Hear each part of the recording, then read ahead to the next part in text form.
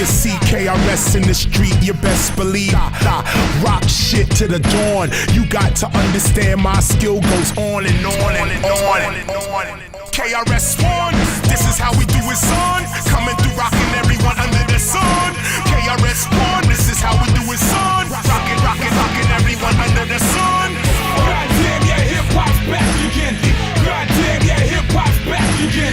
Goddamn, yeah, hip-hop's back again. My niggas who ain't feeling rap niggas like that. Like, goddamn, yeah, hip-hop's back again. Goddamn, yeah, hip-hop's back again. Goddamn, yeah, hip-hop's back again. My niggas who ain't feeling rap niggas like that.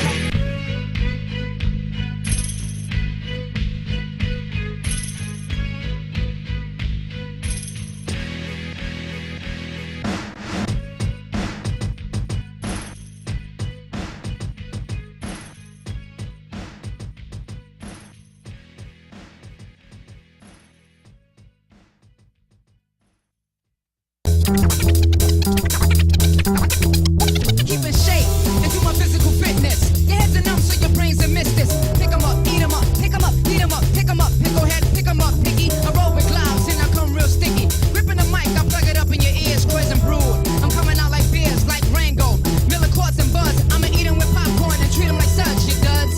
Coming out the wick, whack, wiki, pick up a whack, black, jack, that's a fact, right exact behind your back. The funk rhyme and master, blaster. Kicking up in a brainstorm, rap storm, rap form, rap time, rap rhyme, rap class. I'm here to fail and pass, to continue. Furthermore, on the hype tip, I roll and rock and roll, jazz and pop, rhythm and blues, dance and fusion, brain confusion. Look at the lights, what a night on the town. I'm Papa Large, big shot on the East Coast. I'm Papa Large, big shot on the East Coast. I'm Papa Large, big shot on the East Coast. Lesson on the beat. Sway. Banger. I'm amped up for this tango. Now you see where that chain go. Chain gang off that mainframe for my main thing like Django. Bout a nigga like Shango. Old school with that Kango. Right hand on my buckle, bitch. Left hand, hang low. Whip part, but it swang though. Do you know what that 6P do? Dust fly up like a fool in this truck, and you lanes can't figure how the pain bleed through. Wave on the track like Greetings, everyone. DC, Maryland, Virginia, East Coast, West Coast, worldwide. What is going on out there? Yo, what's going on? This is DMVCS in the Clinch. It's your boy Lesson, next to me in the place to be, the man Manny Z. As we do every Sunday night on WLVS radio, on the right across the campus street from the campus of Howard University of Howard University in Washington D.C., our nation's capital. Live every Sunday on ListenVisionLive.com. What's up, everybody? We want to thank you guys for joining and spending a little bit of this Sunday, and not just any Sunday. It's Father's Day. So that it is. We want to start by saying once again, happy Father's Day to all the fathers out there. And we thank you for all the work that you've done, and to all the fathers taking care of their business out there. Hope you enjoyed your day, and you're sitting back a little bit, maybe watching a little bit of World Cup, maybe getting ready for Game 5 of the NBA Finals. And who knows? But hope you're enjoying it. And we want to thank you guys again for taking a little bit of time and spending your Sunday evening with us like you always do. As always, make sure you're following us on Twitter at DMVCS. Also on Instagram at DMVCS2, Facebook, DMVCS Radio, Google Plus, and YouTube, DMV Combat Sis. That's how you reach us. That's how you can get to us. We'd love to hear you have you follow us. We'll always follow back. And, of course, you can email the show. Go dmvcs@gmail.com. That's how we do. Of course, we got a packed show. Big UFC pay-per-view just happening just now, Manny. We're going to look back at UFC 174. We're also going to look and recap at a wild week in MMA news, rumors, and, of course, the event recaps. A lot of things going on. We had a packed week last week. We got another one this week. So, yeah, no doubt. Yeah. So, as we always do, we start this week with the news. And the first of the news is coming actually from UFC 174. It actually drew a attendance of 13,506 and a 1.14 million live gate. This was, again, in the Rogers Arena in Vancouver. Featured the flyweight title fight between champion Demetrius Johnson Mighty Mouse and Ali Baguatinov in the headliner. Now, of course, Johnson did defeat Baguatinov in a 5-round sweep on the scorecards. And in the co-main event, it was Rory Aries McDonald dominating Tyron Woodley, a.k.a. T-Wood, in a pivotal welterweight bout. With the number of comp or free tickets was not revealed, the figures represent an average revenue of $84.41 per ticket issued. So a very money. big gate for the Rogers Center. They were there before when it was still the Bell Center in Vancouver, the UFC had been. So pretty good gate last night from that pay-per-view. And what we'll talk about later, pay-per-view to me really didn't stymie my fancy once I got watching it last night. Yeah, it really didn't grab my attention like I thought it would. Yeah, indeed. So that's the gate last night from UFC 174. Big numbers out once again. So UFC President Dana White has said that after the heels of TJ Dillashaw's upset of Hannah Barrow at UFC 173, he now believes that the next championship fight will see Dillashaw attempt to avenge October loss to Rafael Suncao. But now it looks like the UFC will be going in a different direction with Hannah Barrow. Now, regardless, Dana believes all the fights that the fans want to see will eventually happen, and that includes a matchup between Dillashaw and his teammate, alpha male founder Uriah Faber. He said they'll fight each other tomorrow. White said, "Trust me, that fight is one that other ones could happen too. Imagine we do the Barrow fight and it sets up all these fights. We got Dominic Cruz in there as well. Guess what? Everything we're saying is a home run." And he's right there. He's right when he talks about absolutely. But I mean, I didn't want to see Uriah fight his teammate, but again, all that goes out the window once the gold's involved. There you go. Exactly. All of it. Yeah, friendships get broken, alliances are torn apart when it's time to fight for the gold. So, I don't know. I'd like to see a rematch with TJ and Hannah Barrow. But Not me, because again, he got finished. Yeah, he got finished. But, listen, anything can happen in a rematch. And more than likely in the UFC, we see the rematches go in the hands of the person who won the first fight. But anything can happen. That's how trilogies get made. But didn't Anderson Silva say that also? He did. So, well, and that was a bit of an unfortunate stoppage for Spider, but, Well, I still believe Weidman was still well on his way to winning because he knocked him out cold and then he woke him up with the left hand on the ground a bit. Yeah, he did. So, we'll see what happens. We will see what happens with the Dillashaw and Barrow fight heading on into the future. Next piece of news. It looks like the UFC Independence Day weekend pay-per-view, the vaunted UFC 175, now has a new bout on the card. It's going to be, now as recently signed, newcomer Rob Font now has an opponent for that. Rob Font will now face George Root, the UFC veteran, in a bantamweight bout at UFC 175. Font's management team announced the fight on Thursday. Now, the UFC has not made an official announcement of the fight, which will be the ninth bout on the card, which is just 3 weeks away. UFC 175 takes place July 5th at the Mandalay Bay Event Center in Las Vegas. The main card airs on pay-per-view following prelims on Fox Sports 1 and most likely UFC Fight Pass. Now, Root's been on a nice run with 3 wins in his past 4 fights. After a 2-fight skid, he took a unanimous decision from Ruben Duran at UFC 158. Then just 2 months later, stopped Brian Bowles with a second-round TKO at UFC 160. Now, he had a TKO loss to Francisco Rivera at the UCA's 3rd Fight for the Troops this past November, but bounced back in April with a decision over Dustin Kimura at the Tough Nations finale. Now, Font will bring a 9-fight winning streak into the UFC debut, with Diesel dropped down to 135 from featherweight. Included in this run are a pair of first-round finishes in 2014. His resume includes 6 stoppage wins and 10 career victories. His only loss was more than 2 years ago, came at the hands of Bellator standout Desmond Green, but he also holds a win over Bellator veteran Sal Almeida.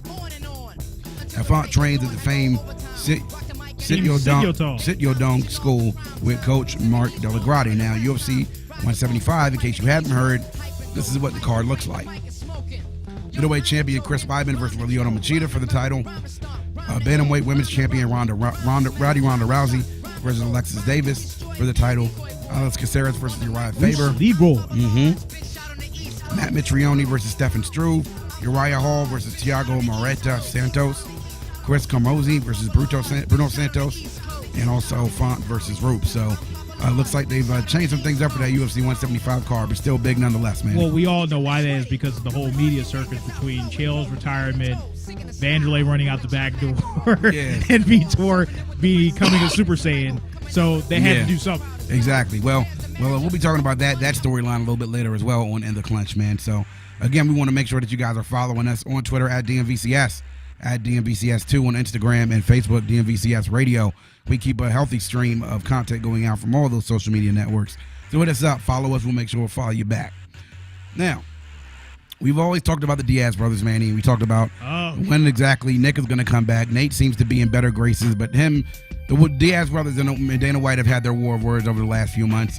Well, now it's looking like Dana is interested in a very interesting fight. Now, recent reports from UFC Tonight indicated that former UFC middleweight champion Anderson Silva and the former Strikeforce welterweight title holder and Nick Diaz have expressed interest in fighting each other. Now, Dana White said that he's compelled by the idea and he would gladly put the fight together if both sides are willing and able. I know they want it. Dana said Thursday he talked to MMA Junkie following the media day on Saturday's UFC 174 card. I think it's a very interesting fight, so we'll see what happens. While the matchup may have considered to be one of the biggest fights the UFC could put together right now, there are, of course, several roadblocks on the way before a date or location could be sent. Silva, of course, hasn't fought since December with that broken leg he suffered against Weidman. And Nate Diaz hasn't fought since losing to George St. Pierre in March 2013. Silva's time is not off voluntarily, but Diaz has opted to stay away and has repeatedly said that he's retired. Now, Dana, of course, has said that Diaz turned down multiple fight offers since his loss to George St. Pierre. He's passed on those opportunities. If he's willing to take on Silva, it'd be hard not to pull the trigger on the fight. Now, Dana, of course, we know that Anderson's probably not coming back until December, but it's far enough that they don't need him to talk yet. If Anderson wants to fight Nick wants to fight Anderson, why would I say no? Another holdup is the fact that Silva holds a significant weight advantage over Diaz. He spent the majority of his career at middleweight and even ventured up to light heavyweight at times. Yes. Even though he has a few middleweight contests on his record, most of Diaz's fights have occurred at welterweight or below. And again, we're talking about potentially one of the greatest fighters ever put on the gloves. Of course. And yeah. I would, if this was like anybody else, I would give Nick the benefit of the doubt, but he's going to embarrass this kid. Yeah. He's going to humiliate him in front of the free world. Well, Dana said that he thinks that Diaz will need to move up in weight and for the bout to even come to fruition. But if he did, the UFC would have a matchup that would have a good chance of drawing more than the typical MMA crowd. If things have his way, White will give Silva and Diaz their wish and make it happen. He said, I think it'll be tough for Anderson to make 170. A few years ago, he was saying he could do it, but I don't know about now. He's not getting any younger. It might be the end of the year. It could be next year. I don't know. So that's a possibility. The Spider and Nick Diaz fighting each other. And well, I just hope he brings his lunch because Nick Diaz, you're not fighting those Strikeforce. Well, we know that fight will probably not end up on the ground. Those two will be wanting to exchange. With knowing Anderson Diaz having his hand down, mocking him like he's done several other potential challenges. If nothing else, the trash talk to that fight would be very interesting leading up. I mean, could you imagine Anderson? Nick Diaz, he thought too much. I'm going to embarrass him. I'm going to embarrass him good. And Nick just sitting there, man, what the fuck ever, dude? I'm still going to knock you the fuck out. What do you mean, bro? Yeah, you know who I am? Like, bro, no the fuck you're not. So anyway. Despite some knee injuries and even a skid of 1-3 in his past 4 fights, it looks like Mark Munoz, Filipino record machine, now has a new deal with the UFC, 4-fight deal. He's been 1-3 in his past 4 fights, has a knee injury in his most recent loss. He signed a full new 4-fight deal. Thursday, they announced the deal by way of all the social media platforms. He suffered a grade 3 tear in his left MCL and a strained ACL in his loss to Gegard Mousasi in the main event of UFC Fight Night 41 less than 2 weeks ago. Mousasi stopped Munoz with a first-round submission, marking the first time that the Filipino record machine had to tap out in the fight. But again, that wasn't his fault. I mean, the guy was practically fighting on one leg. Yeah, I mean, Munoz's injuries will likely require lengthy rehab before he's able to return to action, but when he does, it will be with the UFC. After starting his UFC career 7-2, Munoz was stopped by Chris Weidman in July 2012. Vicious. After a year off, he returned and beat Tim Bosz at UFC 162. Yeah. But in the back-to-back main events in Europe, he was stopped by a head kick by Lyoto Machida in October in England, then was tapped out by Mousasi in Berlin this past month. Still, after the loss to Mousasi, before he knew what his injuries were, he said he would return. So you just got to pick up the pieces and keep going, said at the post-event press conference. It was a tough loss, but I think it doesn't matter how many times you have to fall, but how many times you pick yourself back up after a loss or failure. And I totally agree with that because, again, he was fighting on one leg. And I also wanted to send a special shout-out to the Filipino record machine for liking our post, surprisingly, on Instagram. Yeah. One of the many fighters that let us know that, hey, we're making a difference in the MMA journalism. Indeed, man. So get well soon, brother. The Filipino record machine will be back. Lengthy rehab, but he will be back. and now getting a new 4th fight deal. Whenever he comes back, he'll be employed. Of course, it's DMVCS and the Clinch. Is your boy Lesson. Manny Z next to me in the place to be every Sunday night on ListenVisionLive.com, here on WLVS Radio, which stateside Washington, D.C., worldwide on ListenVisionLive.com. Make sure you guys are following us on Twitter at DMVCS. Drop us a note. Let us know what you thought about UFC 174 last night. More news, of course. Dana White saying earlier that the UFC's decision to release Jason High from the UFC was a no-brainer. Absolutely. He said, I don't care how mad you are, how upset you are, White said during a scrum with reporters following a media day for UFC 174 in Vancouver. You don't touch a referee ever. Unforgettable. Don't come back. Ever. High was 18-5 in the MMA, 2-3 in the UFC. He shoved referee Kevin Mulhall after Rafael Dos Anjos stopped him with a second-round TKO on Saturday on UFC Fight Night 42. Dos Anjos delivered a barrage of punches that looked at Mulhall, who halted the bout at 3:36 on the mark of the round, and High, who had been struck with some illegal blows to the back of the head during the fight in the sequence, quickly sprung to his feet and shoved Mulhall, and now he is no longer employed. Once again, that's career suicide, bro. Yeah, you can't do that. And Jason High was a guy who came up with some promises at the UFC. Very good record in mixed martial arts. But you can't get up and push a referee, bro. Don't happen. Yeah, no, I don't care how mad you are. You got to still remember, you're a professional athlete. Yeah. So that guy's doing his job just like you are.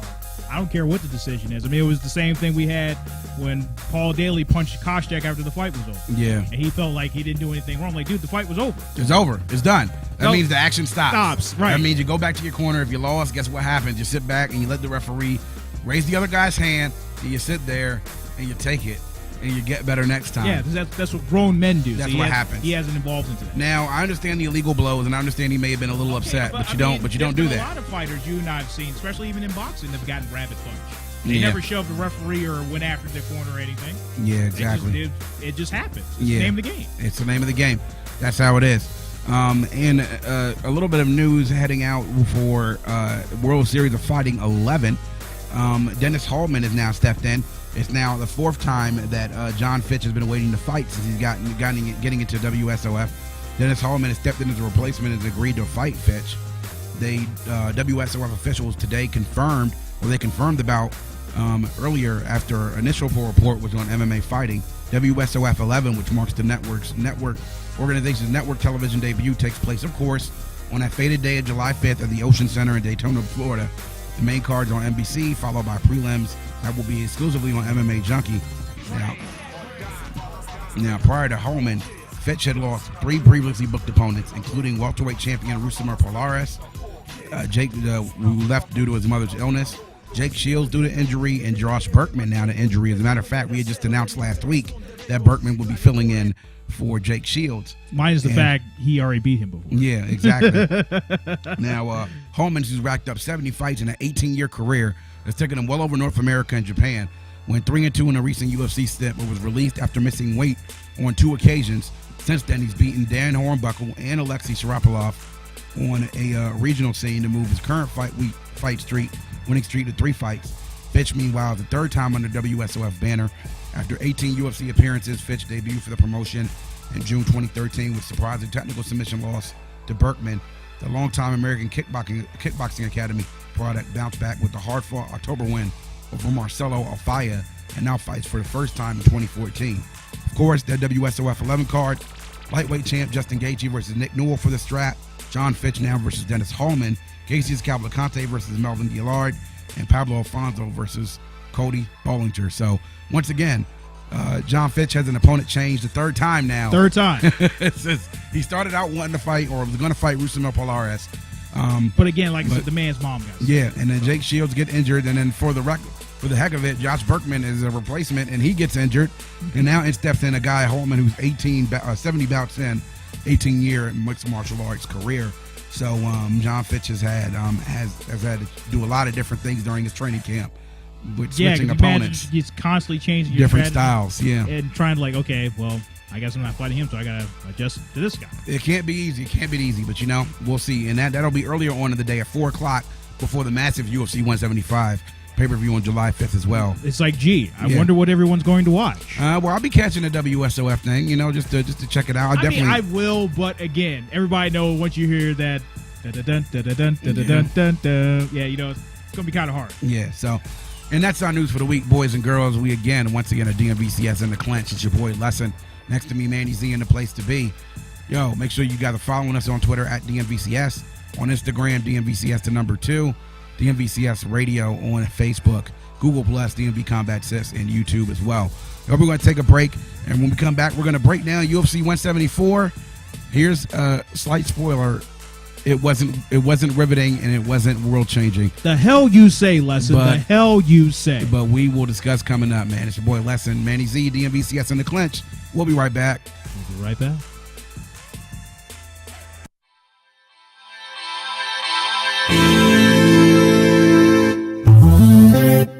Oh no, Slasher, yeah. I decided to take the approach here. Yo, but I ain't even going first. Yo, get him, dog.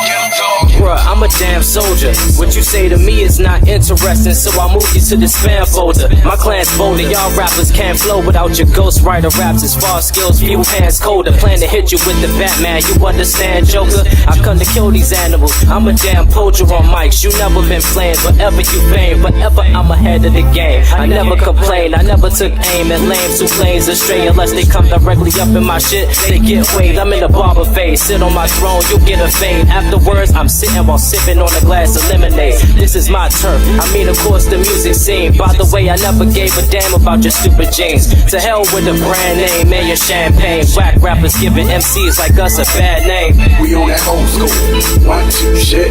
We on that true tip hip hop music. Just let your head nod, hands up, lose it, top back, cruising, feel it with your crew shit. Where's my volume? Where's my volume? Where's my volume? Pumping out my boom, where's my volume? Where's my volume? Where's my volume? Don't forget my boom. Now this is B-boy sparking, boombox marching, supernova blasting, attack of the Martians. Peace at the tone, now it's lesson with the arching. Bow and arrow marksman, target set marking. Game in the crosshairs, no dropping it down. My sign showing the end, cause it's apocalypse now. Thinking you niggas is fixing it, but your lyrics ridiculous. Gripping these flipping pictures, indifferent and inconspicuous. Lesson in passage, you fucking bastards. His name, he set the passage. Niggas, they couldn't pass it. Faster and faster, like dumping traffic. We attack with lethal flows, you haters just couldn't fathom. Paper or plastic, the game wrapped it. Y'all fools just talking blasted. Rash records is ratchet. Get drastic, then we blast in. The usual suspects, that's Lesson and P, just everlasting. We on that old school 1-2 shit. We on that true tip hip hop music. Just let your head nod, hands up, lose it, top back, cruising, feel it with your crew shit. Where's my volume? Where's my volume? Where's my volume? Pumping out my boom, where's my volume? Where's my volume? Where's my volume? Don't forget my boom. I'm the best with talk shitting. Everything that I write is so cool. All of my fingers are frostbitten. Saliva hawk spitting. Cooking heat, this the Dawn's kitchen. Look at me, I'm the top pitcher. I got wisdom. This instrumental got broken simple. My own potential with pencils is What's going on? It's back with DMVCS in the Clinch. Your boy Lesson, Manny Z, in the place to be right next to us. You know, we do what we do every Sunday night. It's Happy Father's Day. And again, thank you for spending time on this Sunday, and also every Sunday when you spend with us, 8 p.m. every Sunday night, Eastern Standard Time on WLVS Radio, ListenVisionLive.com. So, we went through the news, Manny, and now we talk about UFC 174. This was the headlining bout between flyweight champion Demetrius Mighty Mouse Johnson and Ali Bagotinov. Was the headlining bout, and then the co-headlining bout was Roy Arias McDonald and Tyron T. Woodley in the welterweight division, ultra stacked welterweight division. And we learned a couple of things about this pay-per-view. I'm first going to start with the champ, of course, Demetrius Johnson, Mighty Mouse. He's been on a roll. He's been great ever since he's picked up the strap. Absolutely. Nobody's been able to challenge him. And last night, not even Joseph Benavidez twice. Yeah, and last night was no exception to the rule. None. Mighty Mouse, decisive in his beating of Ali Bagotinov, defeating him multiple times in the clinch, with a lot of knees and a lot of blows in the clinch and really controlling the fight. 5-round sweep, 50-45 across the board. Rank him up, knock him down. Thank you, sir. Good night. Yes. That's the end of it. again, it's hard to try to find anyone in this division to give this guy a good fight, and that's what I told you last week on the show. Because this is how you know how bad the fight was. All right, as far as drama or anything was concerned, people started leaving after the end of the second round. So they knew the beating was taking place. And I have a feeling a lot of them with those comp tickets they talked about, the people getting the free tickets, like your boy, or I say America's boy, Tebow. No, you had it right the first time. Was there last night. The guy who couldn't quarterback unless even if Ertz's existence depended on it. But he was there last night in Vancouver. I mean, you can tell by the graphic right here. Yeah. I mean, just nowhere near Mighty Mouse. I mean, like and I picked that picture specifically just to be able to show, like, whoa, you can't hit me. Like, and that's what fighting this guy is like. Try to catch up with him. His footwork is as good as anybody as I've seen. Such great. Out of any champion that I've seen at a flyweight, of course, guys can move, but his movement around the octagon is just uncanny. Try to hit this guy if you can, and he's going to launch an attack against you. We know what he can do on the ground, and of course, we know he has knockout power from courtesy of Joseph Benavidez. Yeah. But people started getting up and walking out. We knew the end of this story already, and we were just wondering whether there was going to be a stoppage or whether it was going to be a decision, and it ended up being a decision in Mighty Mouse's favor. So he defeating Baguatinov last night, Manny, and again, he's still the champ. Now the question is, who's next? I don't know who's next. I mean, me as a journalist in America, I can't give you an answer. No. Yeah. It's like who? Yeah. And we'll talk a little bit about that later as far as the Mighty Mouse, but he was dominant last night. His performance of Baguatinov, great strikes in the clinch. Of course, slippery as always. Catch the guy if you can. He's as fast as a hiccup, bless him. Exactly. Now, the fight, of course, that we have been talking about for a very long time. Two guys that we had locked for a long while. Rory McDonald and Tyron Woodley. Both guys showed up at UFC 170 earlier this year. Tyron Woodley at 171, defeating Carlos Condit, and Rory McDonald, who had defeated Damian Maia at UFC 170 earlier this year. And we had both talked about guys that we had liked. There were two guys we had liked in this welterweight division that is just absolutely bananas with the contenders that are around. Yeah, because it's so stacked. It's just so stacked, and the champ himself is not even fighting. Big Rig Johnny Hendricks is on the men following surgery. So, and last night we were expecting to see. We knew that Rory had trouble with a guy like Robbie Lawler that had good knockout power. And T. Wood has dynamite in his hands as well. Yes, we know he has knockout powers, but he's primarily a wrestler. Well, last night what happened was a whitewash and one of the best performances in Aries' career. Rory McDonald defeating Tyron Woodley. Clean sweep across the board, unanimous decision. 30-27, 30-27, 30-27. And we saw what happened between Rory and Tyron last night. Tyron not being able to get Rory on the ground at all. Great takedown defense. I almost thought when I was looking at it, it was a repeat of what I saw during Damian Maia. And then Rory, he's not flashy. He's not exciting. He's not a guy that's going to probably sell a whole lot of tickets. But he gets the job done. What I stated last week is that he's not great at any one thing, but he's good at a lot of things. He's a Swiss Army knife fighter. He's a pretty good wrestler. He's a more than above average striker. He's not a kill shot striker, but he's an effective point scoring striker. And the fact that he gets his strikes off, he keeps his distance, he chooses when to attack. And last night he was in full attack mode against T. Wood, and T. Wood had nothing for him. Now T. Wood had a brief flurry in the third round, but then Rory took him to the ground and then just ended the fight right there. And T. Wood didn't even attempt to try to make any moves. He knew the fight was over with. But Aries, impressive, Manny, last night. What does it mean? What does it mean? I mean, you got to give him the next shot up. Yeah. You have to. Yeah, now Dana White has said last week that more than likely the fighter of Rory McDonald and Tyron Woodley would have to face the winner of Hector Lombard and Young Kim coming up later on this year at the UFC Fight Night event in Macau. Now, I don't know. I think this changes that. I mean, I would even say if you're going to make two guys fight for the title, make Robbie Lawler and Rory McDonald fight again. Why not? Why not Lawler and McDonald too? To have those two guys fight. Now, Robbie Lawler has to also face Matt Brown, and that's not going to be a walkover by any means. Absolutely not. I don't know what he did to Eric Silva. Hell no. Yeah. But Robbie Lawler has the goods to get it done. We saw in a 5-round fight in a classic against Johnny Hendricks what he can do. Yes. And I would like to see Rory fight Robbie Lawler again, because I think a little bit of a wiser Rory, a guy who can maintain his distance and strike like that against a guy like Robbie Lawler, it would be a pretty damn good second fight. So absolutely, that's a rematch I definitely want to see. Moving on to the card, of course, former Tough winner Ryan Bader getting back in his winning ways, defeating Rafael Cavalcante. Really a wrestling display. Yeah, he really last did. night against Cavalcante. Really taking it to the ground. Good ground and pound with Ryan Bader. Ryan Bader's those guys. He looks like, I mentioned this. I read this earlier by reading some of the blogs. Is that he's outstanding against the guys that he's obviously better than. But when he goes against, he's had bad losses. We've seen the losses that he had. Lost to John Jones. Tito's last win in the UFC. Again, that's John Jones. Yeah, and but he's looked bad. A couple of stoppages, but he's a guy that at light heavyweight he's kind of been a forgotten man in the whole fray of everything. I never forgot about Darth Vader. Yeah, I just felt that against guys in the top 10, he's always had to struggle. Always, and he's got to change that. But a big win against Cavalcante last night, sort of a ho-hum fight, but good to see Bader back on the winning track. Absolutely. Manny, Andre Arlovski and Brendan Schaub. This was boring as a fight as you could get for two heavyweights. I think I would have found more interest on Facebook watching two ratchets go at it. And this is and no sleep. That's actually gonna be pretty entertaining. And yes. And this is Andre Arlovski, his second his newest stint in the UFC. And Brendan Schaub, a guy, I really couldn't tell who won that fight. I mean, granted, Arlovski, I guess from the first two rounds had enough to win. He did old man fighting.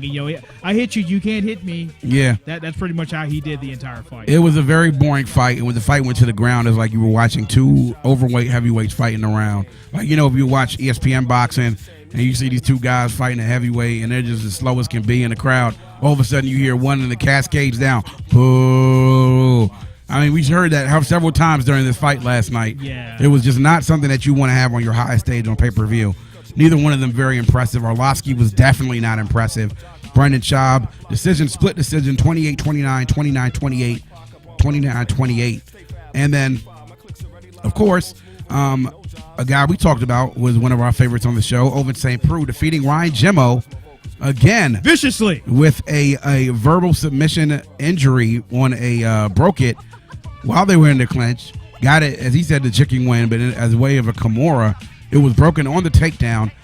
Bro continued some good ground and pound, tried to get a submission, had rolled over on top and was looking to mount, and then that's when Jimmo screamed out, I broke my arm. Yeah. My question is to all the fight fans out there and you listening in the studio, how hard do you have to take a guy down to break his arm? Yeah.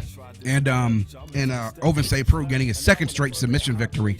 Of course, it's now the famous Von Flue choke that he did to Nikita Krylov. Submission, bro. And he is now, again, here's another guy we talk about at light heavyweight. Now, he hasn't garnered, because granted, if you look at the quality of his opponents, they're not that great. But he's had two signature stoppages now. Yeah. And okay, we're not saying he's going to be fighting for the light heavyweight championship tomorrow or next month or even 2 months from now. Put him in the conversation. But he's a guy that now you're going to, light heavyweight, he's going to be a factor. He's got to start stepping up and challenging some folks. I like this guy. He's tall, he's lanky, he has a good strike game, he has good submissions. We've seen from the Von Flue choke how creative he can be on the ground. I mean, I hadn't seen anything like that since the guys. I put my chin into your neck and separate and pull. Until you pass out. Yeah. But OSP, again, last night, submission and victory over Ryan Jimmo. And it was mostly during the fight, you saw the differences in styles.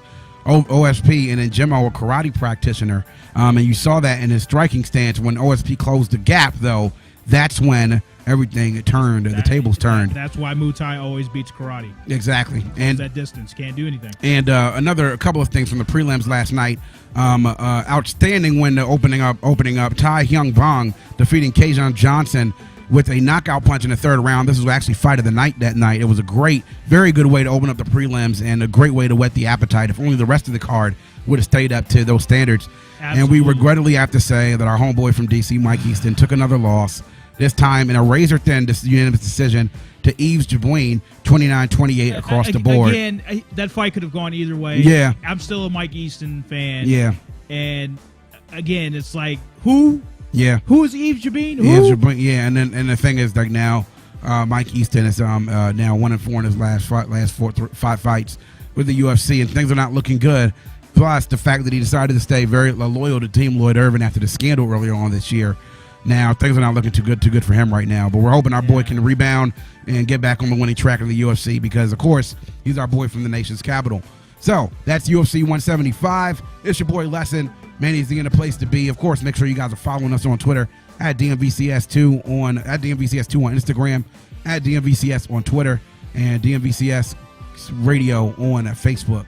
We want to take another break, and we're going to come back and update you on the triangle that has everybody talking. Everyone's talking. I think if you're not out there listening, I think your parents are probably talking about it too. And as the soap opera title once said, man, the world turns yet again. And days and sands through the hourglass.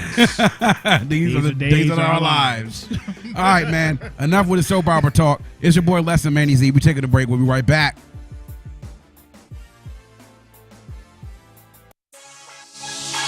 Fly life. What's up, man? Yeah. Now when you talking about that fly life, this is what I picture. Sunshine, cruise by, Henny in the mixture. Picking up the choices spurred on by the elixir. Rookies call me master, honeys call me mister. Riding out on sunset, pocket full of gold. Hands fumble with the perk roll, take a summer stroll. Heading out to Santa Cruz, cooling to Sublime. In the summertime, everything's fine if you don't mind. Young is out in Cali, they rally, show me in death love. Hook up with the homie, not phony, when we get revved up. Mommy rollin' shotty, she told me just what her friends love. Hit the homie deal, he got money, yeah man, he fresh cut. California loving the county boys when we get right. Peep the shorties jogging, they working to get that thing tight. Let me get a Red Bull and hope it gives me wings. It's about to be a long night, let's see what it brings. This is the fly life every single day. Got a swagger in my step like I just got paid. Hey, we just ride on by, 100 blast on the dash, we just slide on by. This is the fly life every single day. Got a swagger in my step like I just got paid. Hey, we just ride on by, 100 blast on the dash, we just slide on by. Heading out on I-10, staying fly, friend. Houston is the next stop, ghetto boys riding. Rolling by Reliant, that's the home of the Texans. Thinking of these thick chicks I'm eyeing, they be sexing. Crewed up and they showing my crew love. UGK out the subs and they slow it and screwed up. Chillin' and chop it up on the road to the A. I-20 to 85, it's a brand new day. Lounging on P Street in the AUC. What up to my refugees from the DMV? What up? Hitting the Waffle House at 2:45. Done Woody the Doraville, then Decatur for trees. Couldn't leave before we head down to the swap. Forsyth to Magic City with tip money to drop. Dirty South but it's clean from the slab to the lane. Chuck deuces to put it down, another day in the dream. Yeah, this is the fly life every single day. Got a swagger in my step like I just got paid. Hey, we just ride on by, 100 blast on the dash, we just slide on by. This is the fly life every single day. Got a swagger in my step like I just got paid. Hey, we just ride on by, 100 blast on the dash, we just slide on by. Flying out from Moco, down to SoFlo, Juve with the massive Heineken and SoCo. I got my flag with me here, red, green, and gold. Wave your rag when you see us coming down the road. Behind the truck, out the corner of my eye, see a honey with a fatty hair nestled with the tie. Damn, she half Chinese, half Guyanese, with the brown skin Trini and the Asian Pisces. Soaked off this liquor and sweating my white tee. She wine with the waist that's moving so nicely. Chicky eyes and tan, I'm talking about wifey, but I have to keep it moving like Kyrie and Nike. Yo, what's going on? It's your boy Lesson. DMVCS in the Clinch. Next to me, the man in the place to be, Manny Z. Every Sunday night, 8 o'clock Eastern Standard Time on WLVS Radio Worldwide, listenvisionlive.com. That's where you can catch us. Again, make sure you guys are following us on Twitter at DMVCS. DMVCS at DMVCS2 on Instagram and DMVCS Radio on Facebook. And make sure you're subscribed to our YouTube channel for course. Other episodes and future updates of DMVCS. Absolutely. We're going to be doing some cool stuff in the future. Again, happy Father's Day to all the fathers out there. Make sure, hope that you're enjoying your day. And if you're relaxing, maybe watching the NBA Finals right now, or getting ready to sit down, or the World Cup, or relishing in the Kings. Let me tell you something. If you haven't noticed me on Facebook, I've been going crazy over this World Cup. And I mean, love you the keep World me Cup. updated when I'm at work, bro. I'm like, Dude, it's the world's game. Yeah. Broaden your sports horizons, people. There are other games out there than football and basketball. I'm like, what country won, Lesson? Well, I'll tell you what country won. Exactly. Here's what stats they had. I'm like, okay. Right now, the World Cup is in Brazil, and of course, where this drama started was in Brazil. Absolutely. As a matter of tough on the Brazil set 3. Of the Ultimate Fighter, Brazil. So if you haven't gotten all the story, let's recap for you very quickly. So, Chael Sonnen and Wanderlei Silva, two light heavyweights in the UFC, were coaches for Tough Brazil 3. Now, Chael Sonnen had a history of saying something very badly about the people of Brazil in anticipation with his battle with Anderson Silva. Now, of course, Silva beat Sonnen twice. Sonnen then apologized to Anderson about it. It was all on the hype for the fight, really. But Vanderlei didn't forget about what Chael said. So in the beginning of this show, Tough Brazil final, you see the picture up right now, is when Vanderlei got in Chael Sonnen's face and confronted him about him and told him to apologize. And basically, they've been at war, talking so much major trash for this fight. It's been nothing but comedy over the last few weeks. And then, lo and behold, a couple of weeks ago, right, or matter of fact, a few weeks ago, the story takes another turn. Now, what happens is that Vanderlei Silva was not in compliance with a drug test, depending on who you ask. Some say he ran out of the gym back door when they came for the drug test. I was told that they had a van waiting for him. And he just disappeared off its own. And because of that, he would administered a fail for this drug test. And as it shows, he was removed from UFC 175 and was replaced by none other than Vitor Belfort. Now, the cool thing about this is that Vitor Belfort and Chael Sonnen were both in the news when the Nevada State Athletic Commission had banned therapeutic use to testosterone replacement therapy. Well, yeah, Chael was born with lower testosterone. And in order to do that, they wouldn't grant exemptions anymore for these fights. So they was interested they were going to fight. So now Chael made a big to do about this, said that you can't trust Vanderlei Silva. More than likely, he'll never fight again in the UFC. And then lo and behold, this past week, we got news that Chael himself had failed a drug test. Again. And it was not clear exactly, but what was happening was that there were products that were found in his bloodstream that were used to that were usually present in pregnant women. Now, I've heard this before with Manny Ramirez and his failed drug test. He took female cow hormones in order to maintain muscle. And this was sort of similar to what happened with Chael. He failed the drug test on Monday, and later on in the week, Chael Sonnen is now retired from mixed martial arts. How convenient. And gave a speech. Also, as news of this drug test, his wife is now pregnant with their first child. So, which Dana threw out there in order to put the fire out, but exactly now, because of this, and because of now, of course, the question with Vitor Belfort's blood levels as well, the bout has now been pulled. But Dana White has said that they have been pulled from the fight. Said that action against Vanderlei Silva for his actions or whatever happened, that it's not over. Disciplinary action may still occur if Vanderlei wishes to continue to be an active fighter. Well, yeah, that's not something that the UFC as a company or Zuffa LLC is trying to sanction him with. That starts with the Nevada State Athletic Commission because they're the ones that issue the test. Yeah. So he has to pass in order to get a license to fight. I mean, this story has had everything that you can think of. A beef between two people. That turned into three. And then the fact that you essentially are looking at fighters. Now, Vanderlei, we don't know whether it is. We know that he didn't take the drug test, so we don't know what it is he's on. And Chael ended up testing positive for something which may have wanted to mask the effects of whatever it is that he was on. Right. So it's just so funny that this bout was going to take place, and more than likely both of these guys will ride dirty. Yeah. And then enters Vitor Belfort, who's had to take alternate ways of therapy in order to lower his testosterone levels. So you're not be able to take testosterone replacement therapy anymore. No more therapeutic use exemptions. And now this bout is out. Well, I mean, we started this almost 2 or 3 months ago with the first trailers we saw for Tough Brazil. We saw Chael and Vanderlei getting that scrap. Oh, and this is where we are. Golden. I hadn't seen nothing that intense since Rashad and Rampage. And this is where we're at. The ambiguous ending. Yeah, the ambiguous ending. Now there's no bout whatsoever. So now this is what we get for 3 months of hype. For watching repeated clips of Vanderlei Silva and Chael Sonnen's face saying, I don't like you, and when it come time, I want to knock you out. I'm going to skin you alive. And so, we see that from that to the conflicts between the different camps on the show, between the coaches themselves, to Vanderlei reportedly running out of the back of a gym, to Chael failing his drug test, to Vitor now wanting to fight, but now there's no fight whatsoever. Right. I mean, damn. It's like, what do you do? This is like a bad night at the drive-in cinema. Yeah, is what like it I is. said, the ambiguous ending. I feel like I'm a kid again. I'm watching, what was that movie with the sea creatures? Was it Deep Impact? Yeah. And they get on the island with the money. Now what? Credits. I'm like, really? That's all you're going to give me? Yeah. Really? Yeah, it's like the house on Haunted Hill. Yeah. You know, I mean. I got the money. But it's just crazy that this is where we end up at now. Chael Sonnen is now retired from the sport because I think now he knows that in order for him to be an effective fighter, it's a condition he was born with. You can't overcome that with the methods that he wants to use because it's not able to be used anymore, at least in a place where you're going to make your money, which is in Las Vegas. And now other states are following suit, not allowing therapeutic use exemption for testosterone-replaced therapy. And Chael has a condition that gives him low testosterone.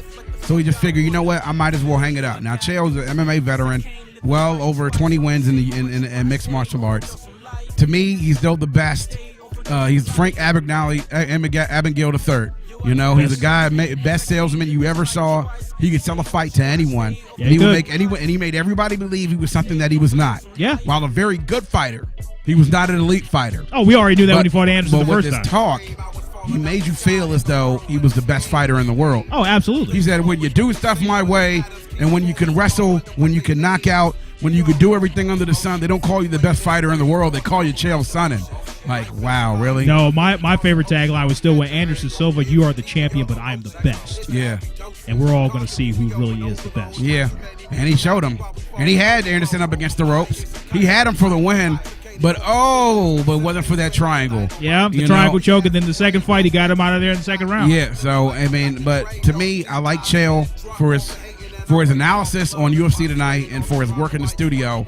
I think he could be a damn good personality, just like Kenny Florian, just like a couple other guys you see out there doing UFC television now. Mm-hmm. A guy, for all of his talk, and while he may have not been an elite fighter, he understands the game very well. Absolutely. And a good wrestler, an Olympic level type wrestler, a All-American in college, and he has the personality and charisma to make it happen on television. No question. I mean, the man called out Brock Lesnar. Yeah. I still wasn't expecting that one. If I ever saw Brock Lesnar out in the street, I'd take my boot off and throw it at him. And he better shine it up before he give it back to me and to get out of Chael Sonnen's way. Yeah. I was like, really? Yeah, I mean, but he's great on television, man. He's a character. I think he'd be a great addition, and I think, he provides an insight where he really doesn't sugarcoat things like a lot of guys out there will. He'll tell you exactly what his opinion is. He thought that Glover Teixeira would beat John Jones. A lot of people did. I didn't. I didn't either. But he does give you a bit different perspective. Okay, that's a different perspective. But again, Glover Teixeira fought everybody in the world that wasn't John Jones.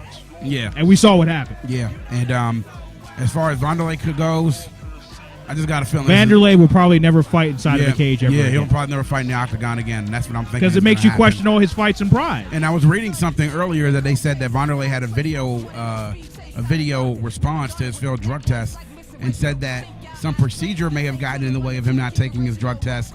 Or there may, hold on. Here's the favorite one that I like from all the Brazilian fighters, a language barrier. But he understands and speaks English. Exactly. He has a home here in California. Yeah. He trains here. Language barrier? My ass. Yeah. Nice try, bro. But yeah. So that's where we end after 3 weeks of drama of Chael Sonnen and Wanderlei Silva. It was such an ambiguous ending. It felt like an M. Night Shyamalan. Exactly. So, of course, it's your boy D. It's your boy Lesson. Man, he's in the place to be. DMVCS on the Clinch every Sunday night, 8 p.m. Eastern Standard Time on ListenVisionLive.com, WLVS Radio. We're going to take our last break, and then we're going to wrap things up for the evening. Talk a little bit about the bonuses from UFC 174, and we also talked about what Demetrius Mighty Mouse Johnson wants next, and it may not be who you think. Yo, it's DMVCS in the Clinch. Lesson and Manny Z. We'll be right back.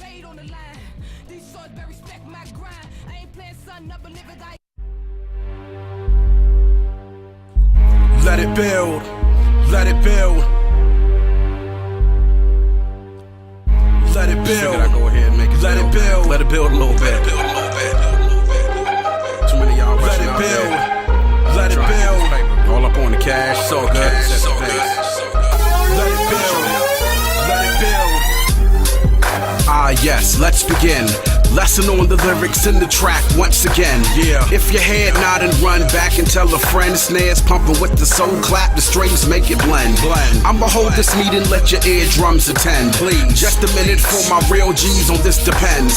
Rhyming since I'm 13 and ain't shit changed. Set the game and its many moves allow me to explain. We went from hip hop, rapping, flossing, then trapping, hustling and turned up. What the hell is happening? Everyone's a rapper and some niggas skills is lacking. Killing kill it off and resurrect. Creeds to assassin, punch it when I double up. Why the hell you asking? Guns blazed, ante up, cold as ice and aspen. Back to bring the game back. Oh, you didn't know? New age now when I'm outlawed. Double X to the throne. Now let it build, let it build, let it build, let it build. Now let it build, let it build, my nigga. Just let it build, let it build, let it build. Now let it build, let it build. Now let it build, let it build, my nigga. Just let it build, let it build, let it build. Now let it build, let it build. Now let it build, let it build, my nigga. Just let it build, let it build, let it build. Now let it build, let it build. Now let it build, let it build, my nigga. Just let it build. All I'm hearing now is yap, yap, yap. Then it's followed up by trap, trap, trap. What the fuck is that?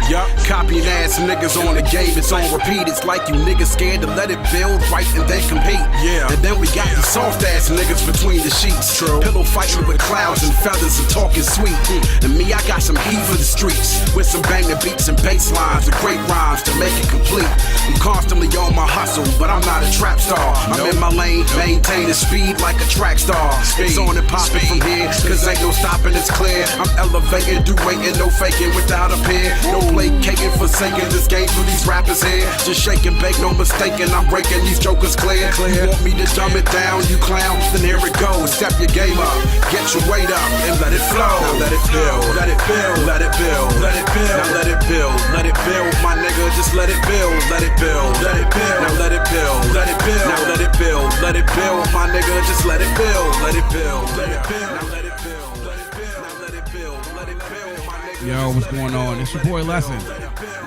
Manny Z in the place to be. DMVCS in the Clinch on WLVS Radio. ListenVisionLive.com. Every Sunday night, 8 o'clock Eastern Standard Time. Want to make sure you guys are following us on Twitter at DMVCS, at DMVCS2, and of course DMVCS Radio on Facebook. Make sure you subscribe to DMV Combat Says on YouTube, where we put our episodes up, other clips you can see of us, of course, all week long. All week during our social media channels we put on great content gathering from around the world of mixed martial arts and combat sports. Absolutely. So that you can see things are coming up. Make sure you check out our news feeds. We'll keep you updated. You don't have to go to a whole bunch of sites. Just come to our sites and we'll point you where to go. That's all we do. Absolutely. Bonuses last night from UFC 174, Manny. Tae Young Bang 100K in the bank last night. Performance of the night and fight of the night with Kajan Johnson. He banked that last night after a knockout win. Kajan Johnson getting 50K for fight of the night along with Hyung Bang, and then Kishi Kunimoto with another performance of the night as he submitted Daniel Serafin with a submission of a rear naked choke, 252 into the first round of UFC 174. So, of course, it's how you make money. When you're exciting and you do things well, you get paid extra bucks in the UFC. Absolutely. Now, we talked about Mighty Mouse Johnson and what's up next for him. You said you don't know. Well, of course, UFC Fight Night 42, we saw a very impressive performance by number one flyweight contender John Dodson, but he's not running towards a rematch with the top flyweight. He said, obviously, it's up to the USC. He said, Sean Shelby does a great job of, the UFC do a great job of matchmaking. Ali Bagutinov, he's a guy who came out of Dagestan in Russia. He had 3 wins in a row against top contenders. So there's a lot of challenges in this weight class that I need to fight. Dodson, I overcame him. He's a challenge. But there are plenty of guys. And there's a guy in the division who has a win over. There's Zach Malkowski. So I'm just looking for new challenges. Now, the dominance on display that Demetrius had defending his title prompted the immediate question of who in the flyweight division will be best prepared to unseat the champ. He dominated Bagutinov in every range and route to scoring a shutout in the headliner. Now, Dodson is still fresh in people's eyes because of what he did last week in UFC Fight Night 42. But Johnson, who outpointed Dodson on UFC Fight on Fox 6 in his first title defense, said there are other names in the queue that could make equally suitable challengers. Now, he said he's not trying to avoid the fight, but it's up to the UFC to make the decision. The reason why I say that is because the division is rich with great athletes and great fighters. And many of you guys know that Dodson isn't the only person in the division. Now, as Johnson earlier mentioned, there is a flyweight and 125-pound class that boasts a win over him, albeit in bantamweight, who hasn't fought in 3 years. That is Brad Pickett, who beat him 4 years ago under the now-defunct WEC banner. Now the Brit veteran is eligible to rematch the champ after a fair one at 135 prompted him to move down in weight. Then there's Markovsky, a former Bellator bantamweight champ, who's won 2 straight since transition to the UFC as a flyweight. As he said, there's tons of guys in the divisions, and a lot of people forgot about that. I'm trying to remind you guys Johnson-Baguatinov, nobody ever heard of him. He took a lot of shots from me. He won 3 in a row. He didn't run his mouth to get here. He beat everybody that the UFC put in front of him, so I respect that. Tonight, I faced a new challenge, and I overcame it, and I'm ready to do it again. So there's some guys that are options there for Mighty Mouse, but to me, this is my thing. Dotson's the #1 contender. He's just coming off of three very good wins. Why not give him a shot? I mean, yeah, it'll be Johnson, Dodson too. But to me, with Dodson, he has the footwork to be able to stay with Mighty Mouse. Oh, he has very good footwork as well. Absolutely, we saw that on The Ultimate Fighter. Yeah, so we'll see whether it's Pickett, whether it's Makovsky, whether it's Dodson. Someone will be there to face up for Mighty Mouse. Yo, that's the end of our time here for DMVCS and the Clinch. It's your boy Les and Manny Z in the place to be. Every Sunday night, listenvisionlive.com, Eastern Standard Time, 8 o'clock. You can join us. Make sure you check us out, man, every Sunday night. Follow us on Twitter, Facebook, Instagram. For one more time, Les and Manny Z signing out, and we'll be out. See you guys next time. Peace.